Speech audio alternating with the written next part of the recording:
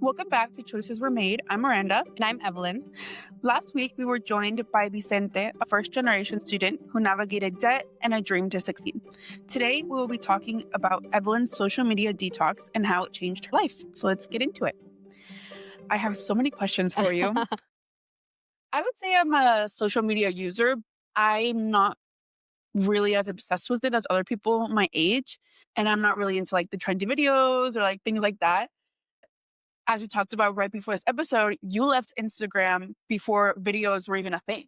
Yeah, I don't remember exactly when, but I think it was between like 2017 and 2018 when I left social media completely. And what made you decide to do that? Well, it's funny because our sisters, we're not very religious, but every year when Lent comes around, Lent, for people who don't know, is a Catholic tradition where you give something up for 40 days. And so we had this tradition that between sisters, it was more like a competitive thing. We would each decide to leave one thing and then we would see who would break. And it was just like this competitive fun thing that we would do as siblings. So one year I decided to give up social media for Lent.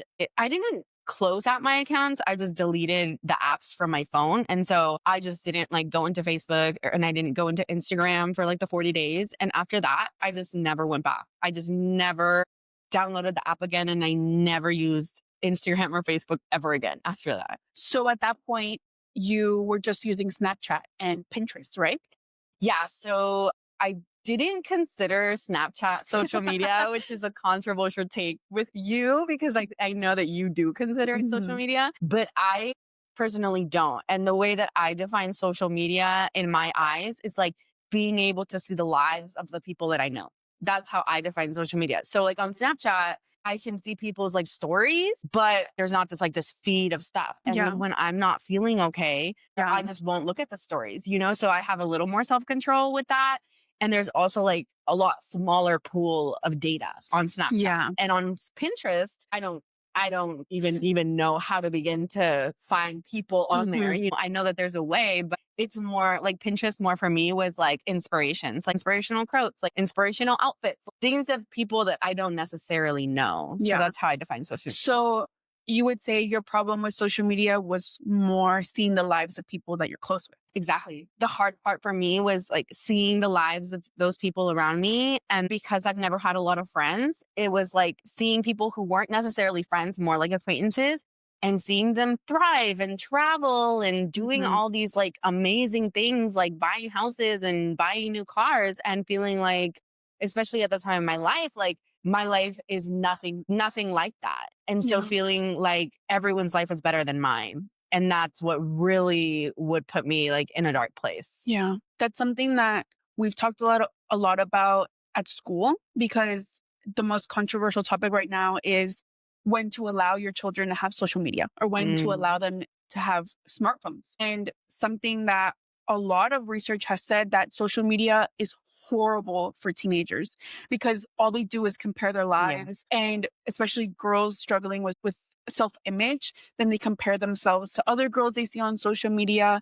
And overall, it just was really hard on mental health for teenagers. And it could be said that it's the same for adults because I know sometimes I go through a phase when I don't want to see my social media because then sometimes I feel really bad about my body. And then I go and I see all these slamming bodies on Instagram and it just makes me feel worse about myself. Yeah. And how do you feel seeing those like on Snapchat? Because I know sometimes they pop up for you on Snapchat.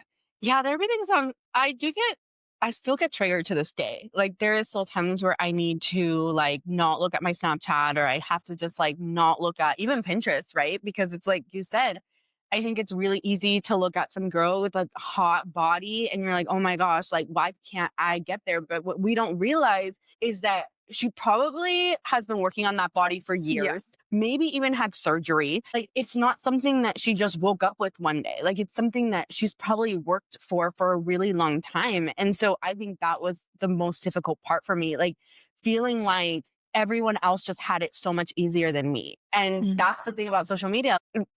What you look for, you're going to find. If you go out there in a rabbit hole looking for these like hot women who just have their life so easy and are traveling the world and, are living in all this wealth, like you're going to find it. And it's inevitable that you're going to feel bad about your own life. And so now, because I know that I'm the only one who's off social media. Yeah. And so seeing like sometimes we're like at dinner parties, or sometimes we're just all hanging out together, and you guys are like, oh, did you see this video? Or did you see this? Did you see that? I'm like, I don't want to see it. Yeah. Like, I am off social media for a reason. And I will say that one of the bad things about being off social media is that I have absolutely no idea what's going on in the world. I think I asked you guys like a couple months ago, I was like, wait, Hulk Hogan died? Like, I didn't know that he had died, because news is transmitted now is through social media. And a huge part of social media right now, it's like divided into two parts. One part is like the aesthetic part of the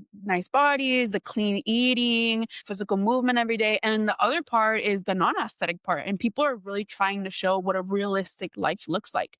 And that's kind of like the side that I'm on Instagram, because Instagram has an algorithm. So it sees what you're looking at, what you're liking, and it'll give you more of that. And I kind of went into this rabbit hole of like a non-aesthetic Instagram.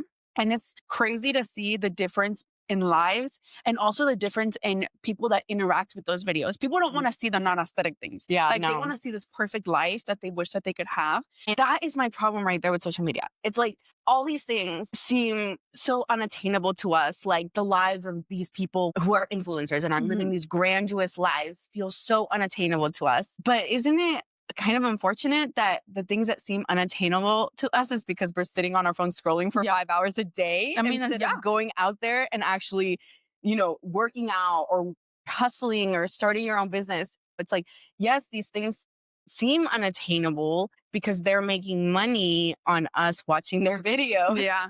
I mean, yeah, that's the reality. Like, these people are making bank off of people watching their videos. Right now that the year just started, people started uploading like their wraps for the year. And a lot of influencers posted how much they made. And some influencers were making upwards of $15,000 a month off of people just watching their videos. Yeah. And instead of like taking that time that you're spending watching those videos and working or starting a business or even becoming your own influencer, people don't do that. Right. And a lot of the times I've been seeing on Instagram, people posting how they started becoming influencers and how they started becoming content creators. And a lot of them said, I just wasn't scared about what people were going to say about me. And I wasn't scared about people that I knew watching my videos, because I didn't care, because I was out here trying to make money.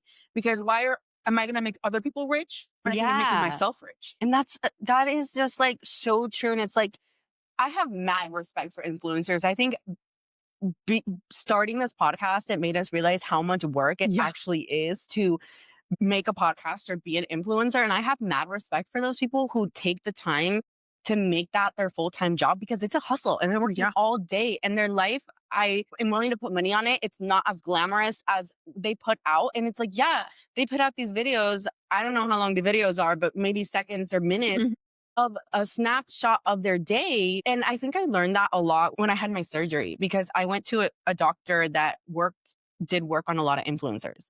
And when I went into like my surgery, I was like, doctor, I see all of these people getting surgery and they're fine and they don't struggle, and I'm the only one who's struggling. I'm like, I thought I was so much stronger than this, but I'm like dying. I feel like the life has been sucked out of me. And he's like, yeah, that's what you see on Instagram. He's like, I've seen these influencers in person. They all struggle. Like, they come in here, they aren't the people that you see online. They're these people who struggle with their self-confidence, who struggle with their self-image, people who don't have the self-esteem that you think that they have. It's like, that is who they are on Instagram. That is not who they are in real life. And for him to like say that to me, and I was like, okay, well, it's all a lie.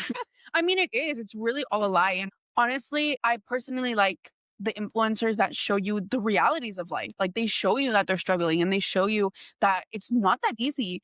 And I feel like that's something that we've really tried to do with this podcast, is showing what real life looks like, and people that mess up and then they still get up and they try again and they do it again. And us being so vulnerable, despite people in our lives not wanting us to be vulnerable, is really what shows the truth behind what social media is. I read this really good book on accident. I bought this book and I didn't really know what it was about, but ended up being a lecture, and it was like a 6-part lecture. She studies shame. That is her field of study. She writes about shame. And she was writing about how she gives speeches all around the world and gives talks to really big companies and really influential people, really successful people. Sure, in the lecture, she talks about how she went to this mixer and that she was surrounded by all of these like top CEOs, CFOs, like all the top people in the tech industry and just like wealthiest people on the planet. And that they're all talking about, their lives. And they're talking about how like, oh yeah, I did this deal and I fell through and I lost these millions of dollars. But that's just how it goes. And Oh it's my like, gosh. they're sitting there talking about their failures, like at this big conference with like these hugely successful people. And they're just sitting there talking about all the failures that they've been through. And she's like, and that is the difference between people who succeed and people who don't, because they're not afraid to fail. They're not afraid to talk about their failures. They put them out there. They mark them as part of their path. Like they're not always going to be successful. They're not afraid of it. So they take chances. They take more chances than people.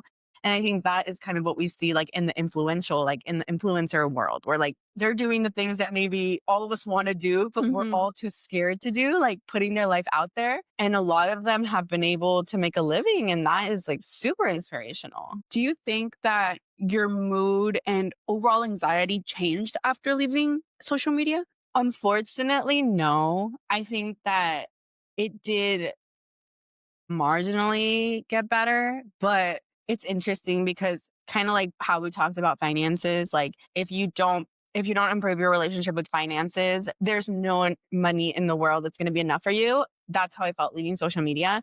Like if I don't improve my relationship with myself and with my time management, it doesn't matter. I used to spend hours on social media, on Instagram, Facebook, like hours. And then I left and I realized that I was just wasting my time doing something else. I wasn't being productive because I thought that the problem was social media, but the problem was me. Yeah. It was me not managing my time, me not being motivated to do anything. It was a combination between like my mental health and not really knowing where I was going with my life, And so I thought that by leaving social media, I would have all this extra time to do all this productive things, but I didn't. The reality is that I just ended up wasting my time doing something else. That's really interesting because you left social media before it really boomed. Because you left social media about 2017, 2018. And the boom of social media was in 2020 with the pandemic that everyone was making videos and Instagram became like a huge thing and then TikTok became a huge thing. And it's so interesting how you spend hours and hours on social media, but in reality, you weren't watching videos. You weren't like doing stuff like that. You were watching people's lives. Like you were seeing people's lives around us. And that's something that I personally like about social media, that I don't really look at posts like pictures. I look at videos and it's people that I don't know. And it's also part of the reason why I've never gotten TikTok, and people in our lives always mess with me that I don't have TikTok, but it's for the same thing. Like I don't need another thing to be wasting my time. Yeah. Like if I spend too much time on Instagram, I'll just delete it or I won't use it. And it's not a dependence kind of thing. But TikTok literally sounds like a drug. It sounds like people are addicted to just sitting there and watching videos all day because it's not pictures. It's literally just a whole app of videos. And people in our lives will be sitting around a table and they'll just be watching videos on like YouTube, Facebook. And that bugs me so much. And it goes to your point of when we're at family parties that everyone is just on their phones. And it would be so interesting to implement like a cell phone free dinner or something and see how people would react. Yeah, it would probably be like the episode of How I Met Your Mother where they have nothing to talk about because you literally don't know how to function just without your phones. Yeah. And I think the most interesting thing is that my husband is also very dependent on social media. Like he never posts anything. He's a lurker, but he will spend hours on Facebook and Instagram, like hours. I understand it's like his way to like de-wind at the end of the day, but also I kind of viewed him as someone who's more mentally strong than me. So he can kind of like just see the things and take them at face value, as where I am like, oh my gosh, this person, their life is so much better than mine. Look, they're traveling. Look, and I start to derail myself into just thinking that like everyone has a better life than me. Like I'm never going to get to the goals that I want to get to. Everyone else has it so much easier than I do. And I commented that to him one day about how like, well, I don't know how you can go on social media and not like compare your life. And he's like, I do compare my life. I feel bad about myself, but I just don't say anything. But like I see these people with everything that I want to have in life and it just seems so much more impossible. I wanted to also get your opinion on this. Well, this will probably be another episode, but we're both TV addicts. That takes up a huge portion of my day. It's not even social media, it's TV that takes a lot of my time. And it's always rewatching the same shows. And I read a study on this, and it said that people like to rewatch shows because they already know the ending and they already know exactly how this person's life is going to work out. And we don't know how our life is going to work out. And that's also what we like about social media, that we're seeing people's life progress, and we're seeing how they evolve. And it's something that we can't see in ourselves. And it's really hard for us to see in ourselves how much we've grown and how much we've changed. But it's easy for us to see that in a stranger. And that builds on this relationship of a TV addiction and a social media addiction. So would you say that you kind of replace social media with TV? Oh yeah. Like I'm a huge TV addict. Like we grew up in a house where the TV was always on. Yeah. There was no moment in the day where the TV was off. Even if we weren't watching it, it was on for noise. And so something that we've talked about now being in our healing journey, like being able to sit in silence or being able to be at home with nothing on, like those are stuff that are still extremely hard for me. So I always have the TV running. Yesterday I was putting away my laundry and I had Sex and the City running. I was like in a different room. Like I wasn't even like watching it, but it's like every time I would come back in the room for more clothes to put away, it would be like a minute that I would listen to it. But it's like, I already know what's going to happen. I've literally watched it 3 times a year. It's like The Office. Like sometimes I'll watch The Office through and through 2 to 3 times a year because it's always on in the background. And I have like a really difficult time watching new shows because the anxiety that it gives me to not know, like, am I going to like it? What's going to happen? Is it going to trigger me? So usually like I will just watch the same shows over and over again. And our older sister, she watches new shows all the time. And she'll tell me like, oh, you have to watch this. And it'll take me like a year to actually sit down and watch this, you know, but I do think that I did replace social media with TV, which ended up just being like another huge waste of time. And would you ever consider doing like a TV detox? I've tried to because of the type of work that I do. We work off of like really busy seasons. And so from the months of like January to May, I'm working a lot. And so I've tried doing like when I am doing housework or putting away the dishes, I put on music instead. Yeah. But then I think it's just my addictive personality. So then I started getting really into music videos. And if you guys have ever just sat down and watched music videos, it feels like you're on drugs or something. And I started to realize that like it wasn't something that I could just put in the background. Like it was something that I was actively watching. And so I think the next step in my life would be to do like a TV detox. But it's just interesting how different people like live their lives, right? Because I know my husband, like we'll be driving sometimes and we'll get in the car. And what's the first thing you do when you get in the car? Turn on music. The first thing I do before I even like go into drive is I put music on.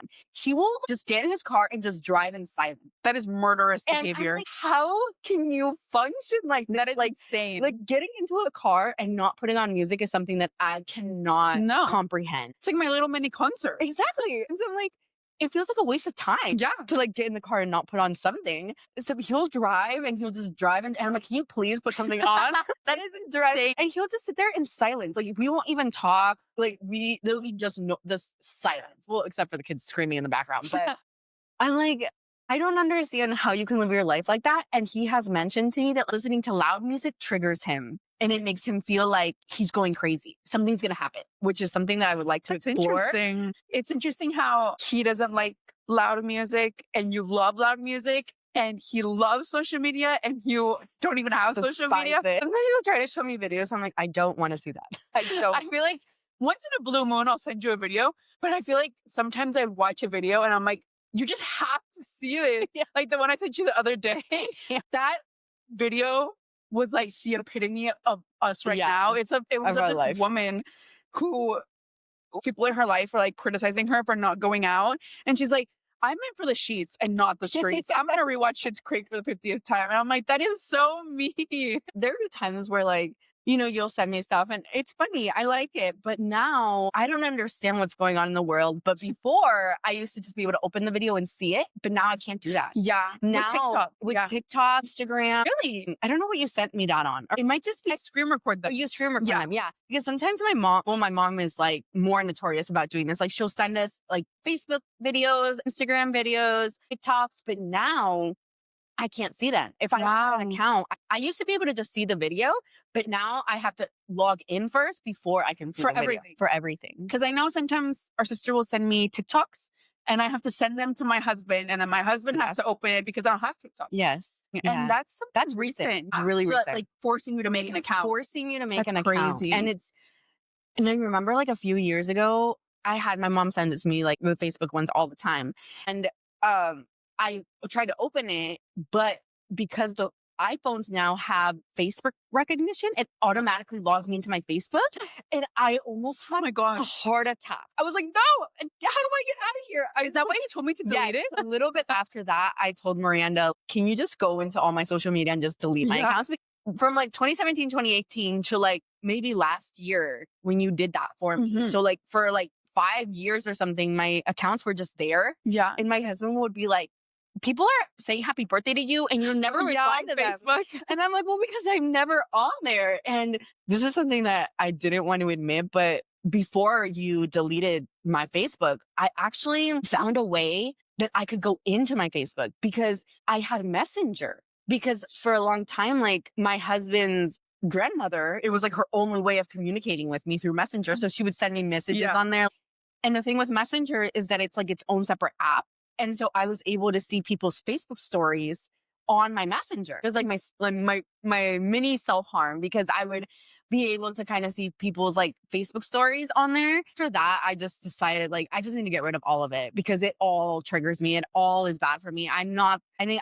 I just realized that I'm not the type of person who can just go on social media and take it for face value. Like Yeah. I spiral out. End up feeling really bad about myself. And it was doing more harm than good. And so I just asked you if you could go into my Facebook Mhm. and Instagram and delete everything and delete my accounts. I remember logging in and erasing everything. And I remember on Facebook, it was super easy. You just delete it and it'll erase it and it won't ever send you anything.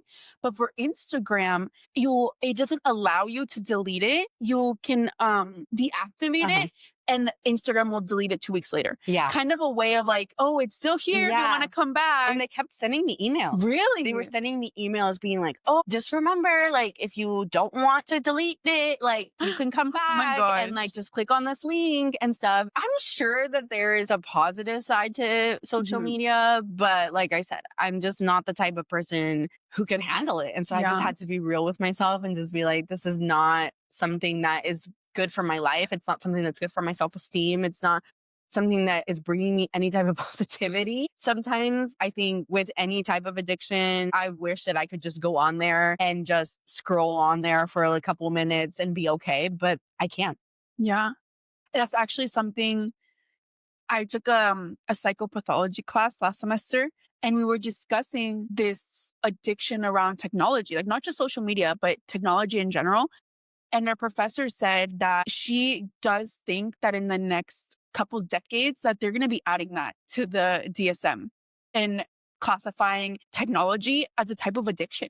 Because in reality, there are people out there that spend their entire day on their phones. And I remember our cousin one time, she didn't know how to, because your phone tells you how long you're on your Mm. phone for. And she didn't know how to see that. So I logged into her settings and I found it. And she was spending upwards of 15 hours a day A On- day? on TikTok. Oh my God. And I remember I told her, you cannot be doing that. Like, that is not healthy. Yeah. And she texted me last week and she was like, I only spent an hour. Aw. I was like, go you. But in reality, like, it's an addiction. Yeah. And it's something that I've been talking to my husband about because he has an addiction to watching videos. He's like, I see these guys doing these podcasts and going on these razor trips and posting these videos on Instagram. And I know that one day I'm going to be that person. Yeah. And he's like, I don't see it as like an envy kind of way. I see it as that's my goal. And one day I'm going to get there and I'm going to be doing those things. And people are going to be watching me on their phones doing those things. Which I think is probably the better way to look at social media. I don't see it that way. I see it as envy. Like I have envy. I'm jealous of those lives and then people who get to live those lives. And that is like a problem that I've been really trying to work on within myself, to use that to fuel me to be like a motivation instead of something to be jealous about, you know? Yeah. But that's really hard. But it's hard. It's really hard.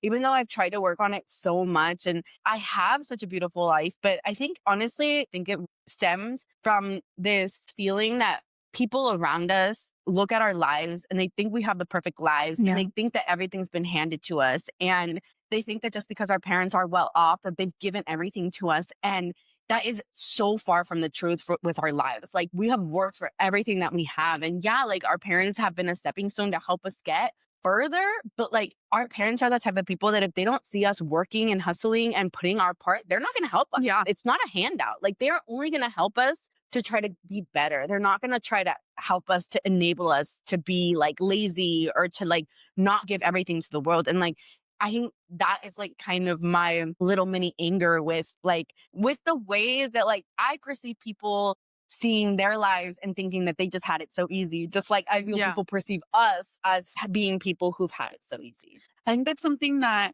we've all kind of felt. And that's a really big reason on why sometimes I'm scared of posting things about my life. Because on Instagram now, you can see when someone takes your posts and sends it to someone else.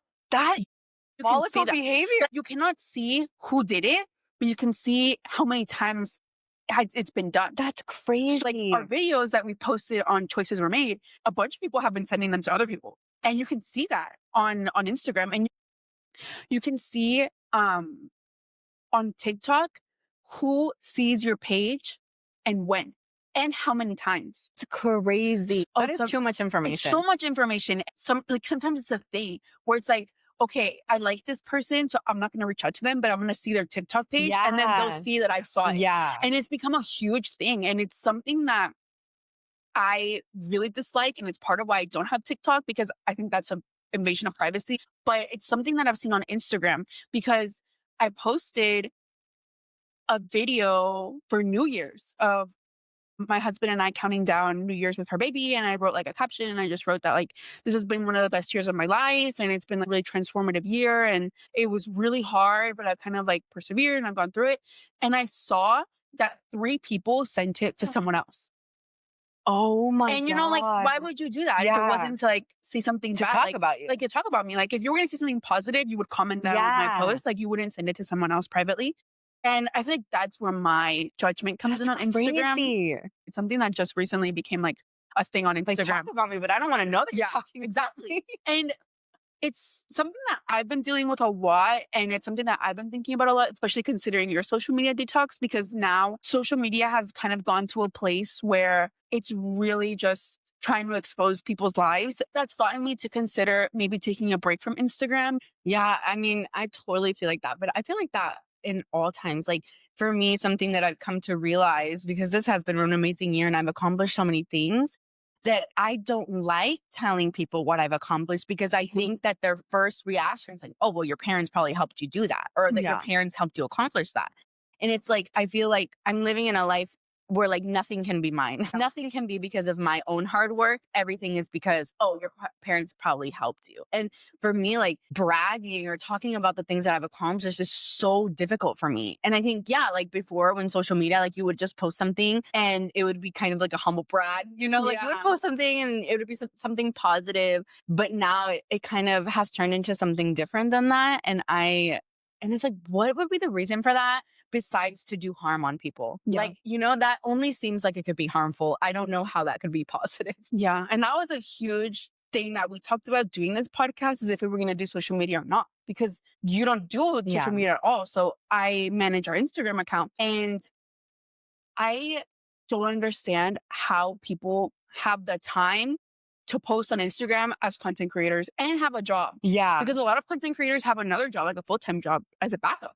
And it's hard, like editing the videos and posting them and figuring out what to post and doing that. It's hard. It's so hard. It's a lot of work. And it's a lot of work. And it's something that, like we talked about earlier, we didn't realize how hard it was until we started to do it. And people that make podcasts have mad respect because this is hard. Figuring out these mics and figuring out how to edit and figuring out how to turn edits into videos for Instagram, it is so hard. Yeah. And then I think like just the technology part of it, because I'm not technology savvy or anything like that. So like, I think I told you, like, if my printer stops working, I'm just going to throw it away because I will never be able to figure out how to fix it, which is something we talked about when we started this podcast. Like, I told you, like, I will never get back on social media because it's not good for me. And I know that it's just such a big part of the world now, but I don't think that I can handle it. So I kind of deferred that to you and told you, like, whenever you feel like it's too much for you, then we're going to have to kind of pass the baton to someone else. But I think another really big issue I have with social media was I'm not a big person who takes a lot of pictures. I think at one point on my phone, I had 100 pictures totaling my life. Like from the beginning of time, like my first picture is the day I got married. To now, I think I might have 150 pictures total. And half of them are the kids. And half of them are the kids that, like, multiple pictures of the kids that I haven't gotten around to deleting. And so one of my big issues with social media is like basically living behind your phone, out there experiencing these beautiful things, but all you want to do is get the perfect picture and, you know, get the perfect picture and then spend like 3 hours trying to make the perfect caption for your perfect picture. Yeah. And it's like, for me, it's just like, I go out somewhere and people are like, let me see pictures. And I'm like, I have none. Like, I have 5 pictures totaling my entire Paris trip because it's like, you're basically like just living behind your phone instead of experiencing the moment. And so something that started giving me a lot of anxiety was when like birthdays would come around or Mother's Day or Father's Day. And I had to sit there and be like, oh my gosh, now I have to like think of the perfect caption to express my love for this person, instead of just going to that person and be like, hey, I love you. Happy birthday. I hope you have an amazing day. It's like, that wasn't good enough. If you don't post on social media, like, you're basically declaring war, or you're declaring that you don't love that person enough to spend the time to post them on your social media. Yeah. That's something that I've also tried to adopt in my life. Now, when I go to like concerts or something, I won't record anything because then I never watch them. And it's so much better just to be in the moment. Taking space up in your phone. Exactly. And that's something that I started doing actually the first time we saw Daddy Flow because I was just so into it. I was like, oh my gosh, this concert is amazing. And at that point, I was like 300 months pregnant. And at first, I was like, what am I doing here at this club on a weekday watching this man? I didn't even know him. I was like, I don't know who this is. But our sister was like so obsessed with him. So I was like, you know what? Let's see. And that concert was probably one of the best concerts I've ever been to. And it was literally only like 30 people. Yeah. And it was amazing. I remember sitting there and I was like, why not just live in this moment instead of trying to record it and trying to like, you know, post it on Instagram and have people see what I'm doing? And I was like, just sitting there listening to what this guy was saying. Because a lot of the times I go to concerts and I just want to hear that one song that I know and then I'm fine. But then he started talking and I was like, this is life. Like just sitting here, being with these people, listening to this man, enjoying the moment, who I didn't know at all, and saying all of these things, how he's living his best moment in life. And I was really transformed in that moment. And it's something that you talked about. We went to, you know, his concert and we had gone to like 3 of his other concerts before. And like you said, like he was an artist that I wasn't a fan of. Like the sister after me, she is a really big fan of him.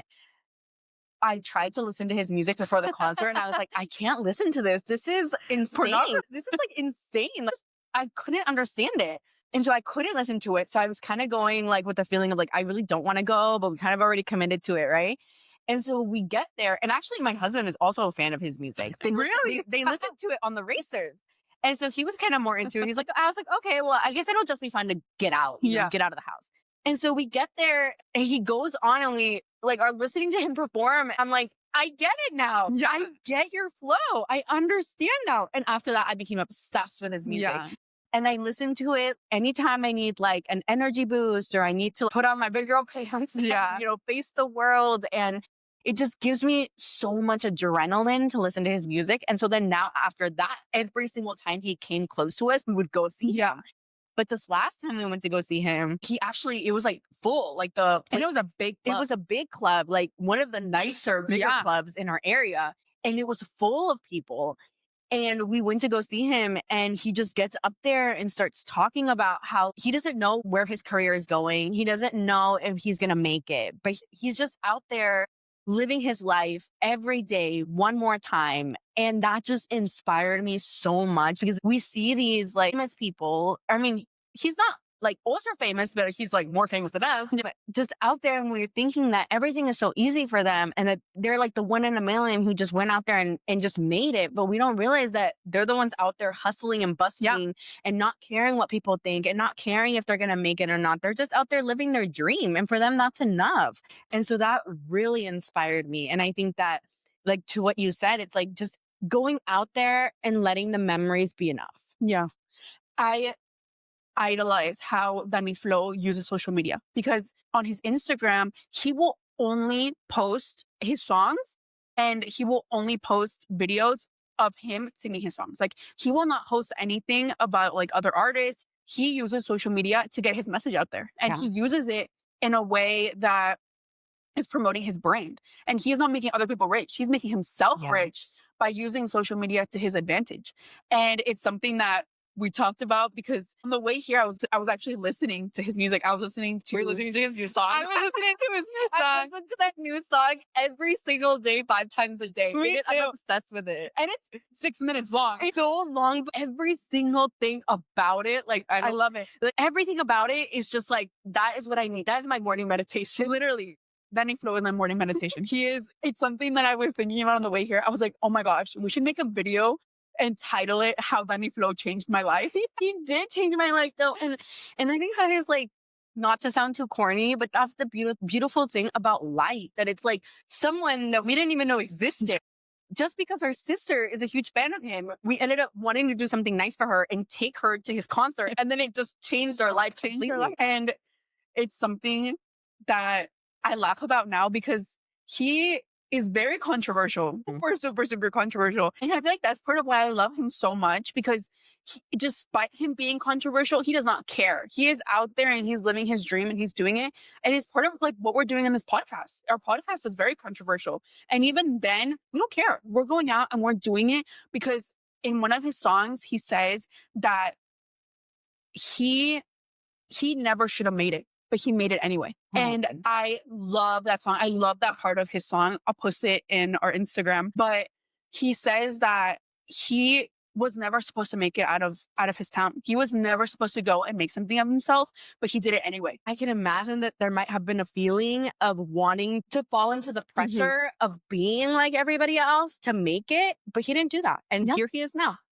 And that's a huge part of social media, that you have to be malleable to whatever people want to see. Follow and the like trends. Follow the trends and like kind of like follow in the footsteps of people that have made it. And it's something that I respect about Danny Flow and something that I respect about everyone out there that's trying to use social media to their advantage and trying to make it something different and trying to make it something that is for them and not for anyone else. Because I follow this woman on Instagram who I love her videos, and I really, really hope she'll be on this podcast. And she posts videos of the realities of losing weight in a Mexican household, which is very difficult. And it's super difficult to lose weight coming from a traditional Mexican household with every gathering just being around food. And she makes honest videos about that. And she posts videos of how she made it, because now she's on the other side of her weight loss journey after losing about, I think, like 90 pounds. And she posts the most inspirational videos. And I feel like that's the beautiful part of social media. Yeah, it's funny because there will be times in my life where I need Instagram. This is my current problem as someone who's off social media. Every business out there promotes their brand on social media. So if I'm out there looking for someone to do my hair, I have to get on social media to be able to see their stuff, because they probably don't have websites anymore. So it's really hard for me. So there will be times in my life where I need social media. Like when I had my surgery, one of the hardest things for me was my doctor wanted a picture of like what ideally I would want to look like. And I don't have social media. So every day for a couple of weeks, I would have to wait for my husband to come home and then ask him if I could use his Instagram for 20 minutes. And then I would only allow myself 20 minutes a day to go on Instagram and look through like pictures of surgeries. But like, I felt lost. I didn't know where to start. I didn't know where to go. And this particular doctor that did my surgery does a lot of more voluminous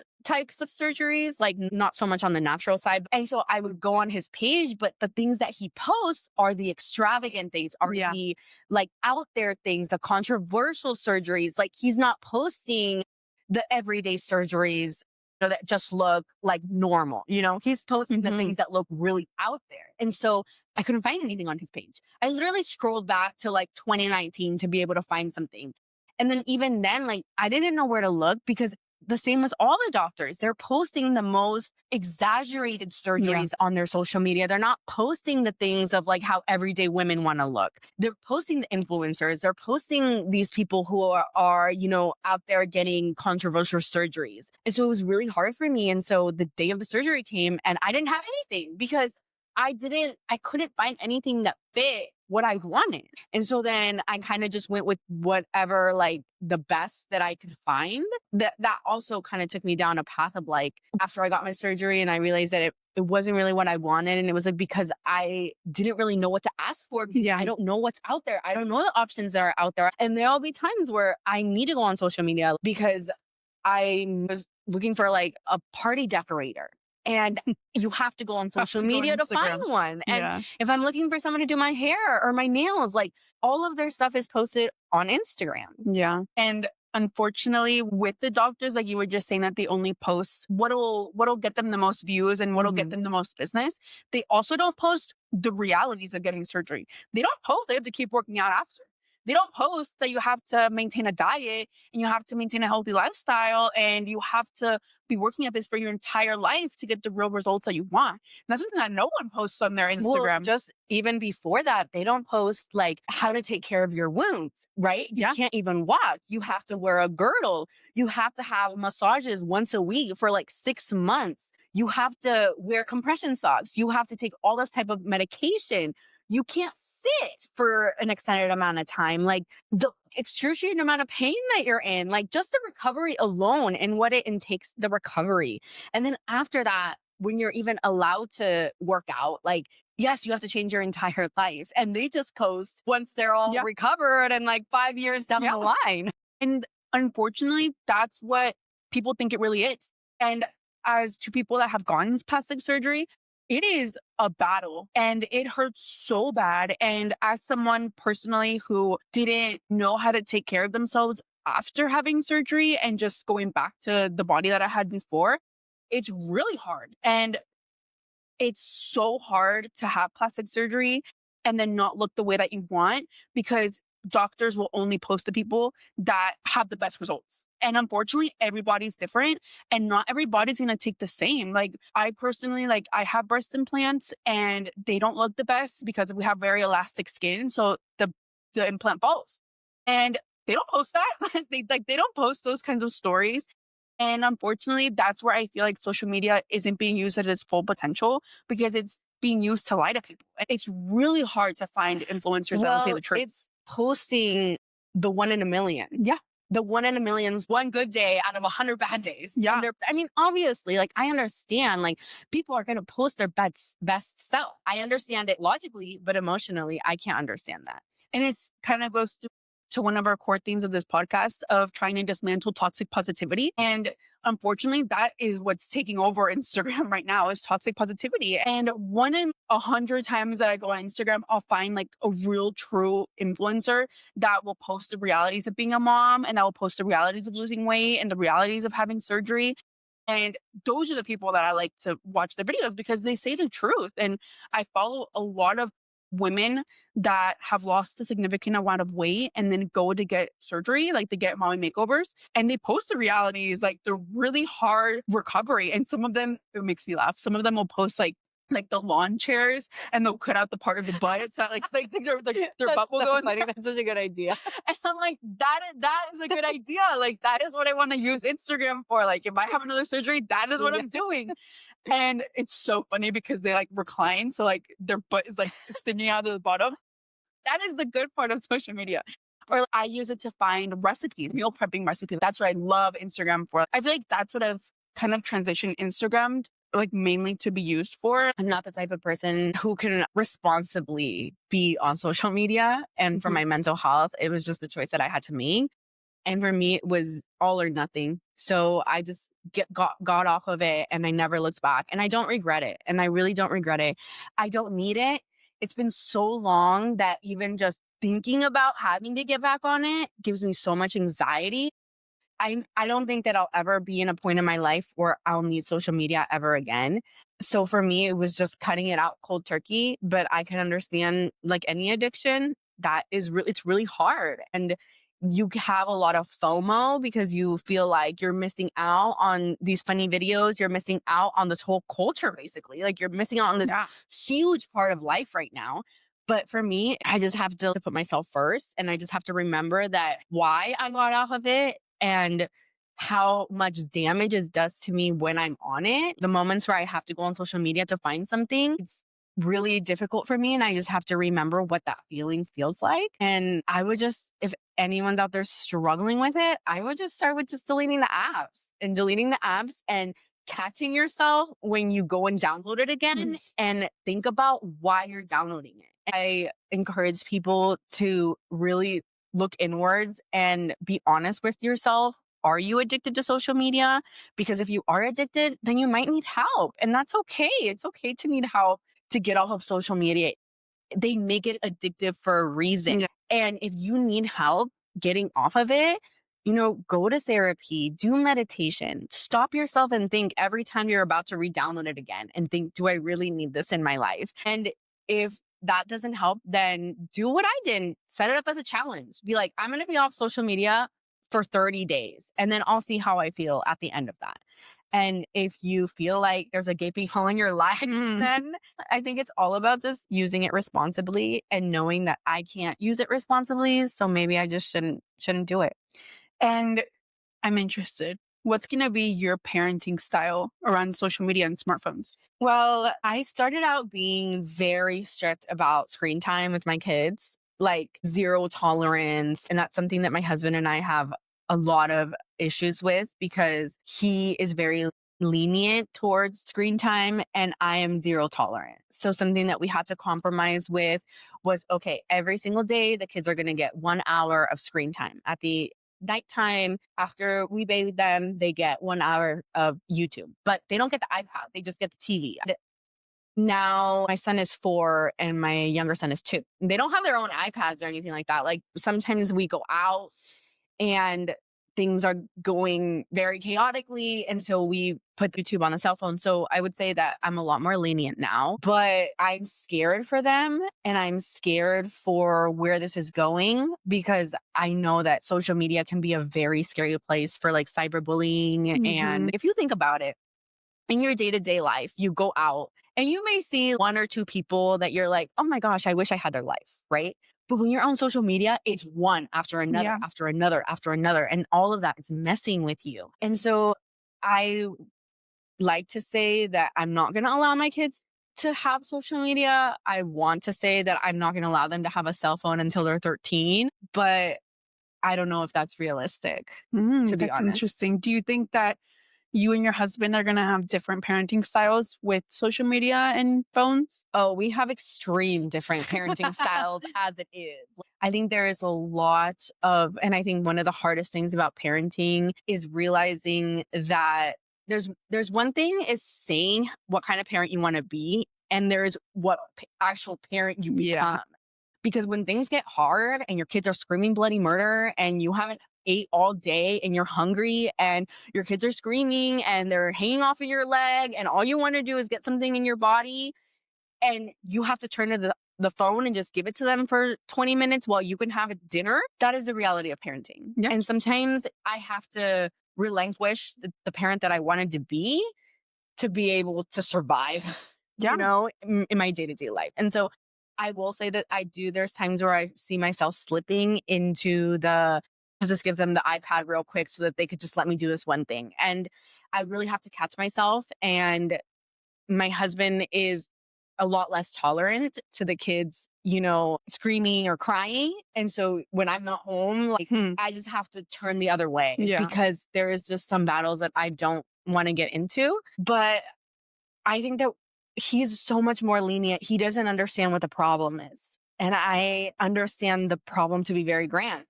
Something that I'm very fearful of is something that is very new, where your kids can mirror the symptoms of autism because they get too much screen time and they're too dependent on like the iPad. And that's something that I'm very scared of. Yeah. And that's something that he doesn't believe is true. So that's a very hard conversation to have. Well, that is very true. To your husband, that is very true. And it's something that we've explored a lot in our classes because basically it mirrors that kind of behavior because the videos are so overstimulating that it paralyzes them. So they don't play around and they don't have imaginary play and they don't have social skills because they're so overstimulated by these videos and by having an iPad that it is a sedative. If you think about it, it's really a sedative, and it's a way for that time, stall bad behavior or stall crying, then it's not a lasting alternative. And it's something that is really, really, really seen on Instagram. I'm on that side of Instagram that's called like Mom Talk, where they show you the realities of being a mom. And a lot of moms have been posting that they really regret showing their kids iPads and screen time so young because they noticed that with the older kids that they did show them screens compared to the younger kids that they didn't, it's a big difference in their behavior. And it's a big difference in how they regulate emotions and how they go about their day-to-day lives. And it's something that's really true. It's something that your husband should look into because it's really, really, really affecting kids now. I mean, this the way that I talk to him about it is like, we want to get our kids to be distracted for a moment so that we can do whatever it is that we need to do. And the realities of being a parent is that sometimes you need it. Yeah. Like sometimes I haven't ate all day and I'm gonna like about to pass out. And so I need to give them something so that they just let me eat in peace. Or, you know, I need to take a phone call and I just need them to like be distracted for 5 to 10 minutes without burning my house down. So I have to conk them out for like a couple minutes on the iPad. But I think that there's such a fine line between using it selfishly to just have your kids not bother you. And I think that is where the bad part goes, because I actually put my son in speech therapy because he didn't talk until he was a little bit older. And the speech therapist was telling me that the TV or the iPad, it's not a bad thing. The bad thing is when you give it to them to sedate them. That is the bad thing. But if you're sitting there actively watching TV with them, being like, what do you see? Do you see what color is that? And you're engaging with them, it's not a bad thing. It's something, it's a part of life. But I think the way that we use it to sedate them, that is what the bad thing is. And to distract them, to get them to not bother us, right? Yeah. It's hard. It's something that I've struggled with because I feel like, you know, it's inevitable.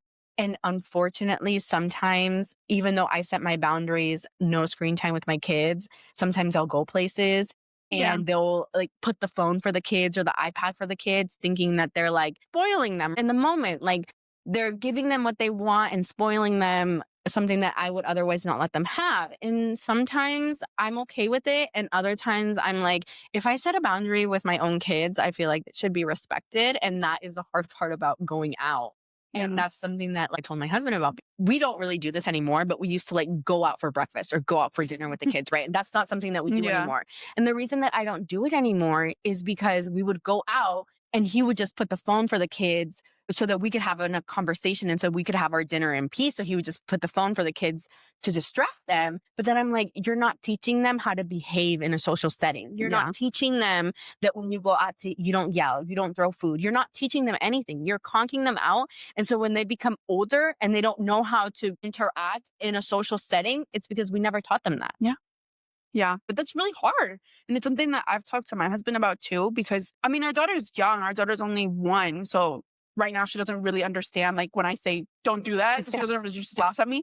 But I did tell him when our daughter's older, it just gets harder. And now sometimes he'll be like, oh, let's take the baby to dinner. And I'm like, I'm not going to do that. Because then right now, everything's so expensive that then like you pay to go out to dinner. Neither one of you is having a nice time because one of you was taking care of the baby. And also, she just wants to be home. Like she just wants to be at home in her space, you know, having fun. And I was like, we haven't gotten to the point where we've had to show her screen time, but you know, it might get there. And at that point, you're going to have to adapt. And it's showing them how to use technology responsibly. And it's something that I've seen a lot on Mom Talk that parents have been suggesting, instead of just like doing the zero tolerance of screen times, showing them how to use the technology responsibly. And it goes towards the theme that you're going to be talking about for the rest of your life, because showing them, okay, how do you responsibly watch YouTube? Because something that I've been seeing a lot is that kids will go click on other videos and will watch things that are inappropriate, and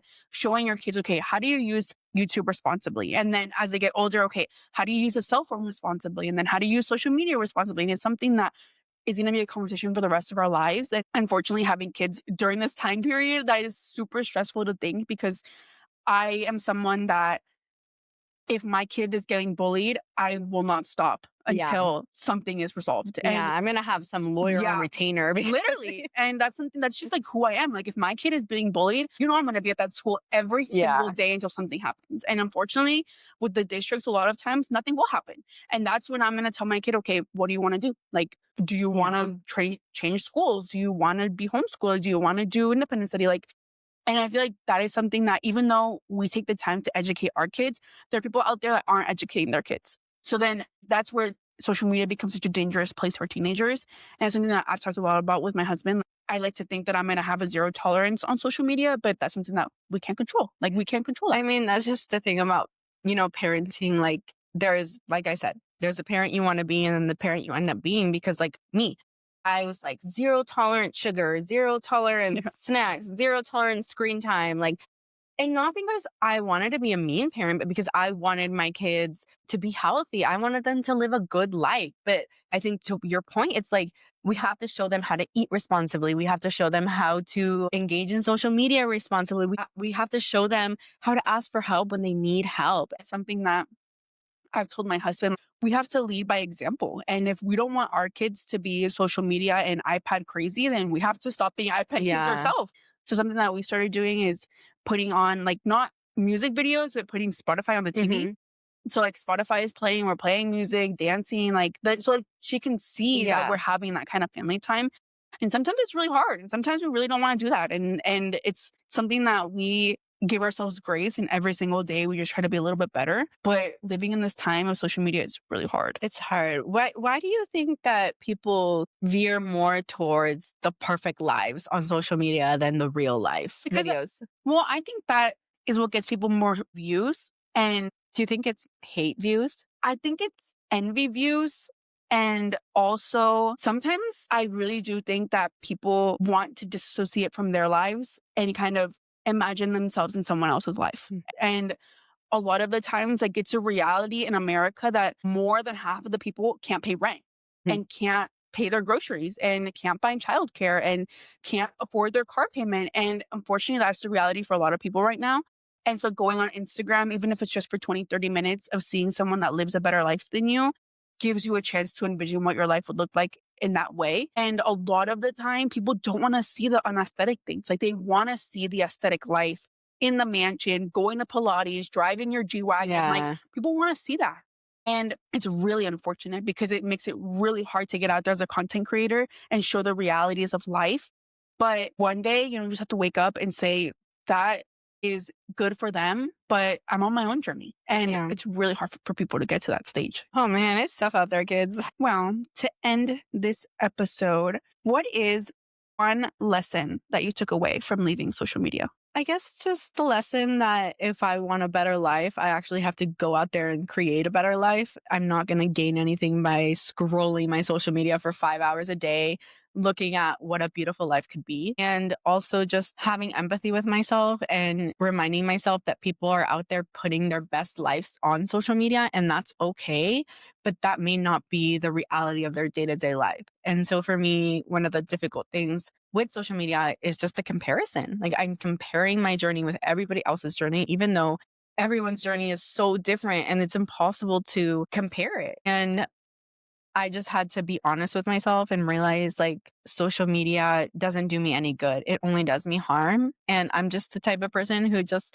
can't handle it. And I had to be honest with myself. So I do suggest anyone out there who is being hurt by social media to just, put yourself first and just realize that you can live a life without it. I live it Mhm. every single day without it. And there are moments where it's hard and moments where I wish I did have it, or I wish I could go on there and just look at funny memes just to decompress from a day.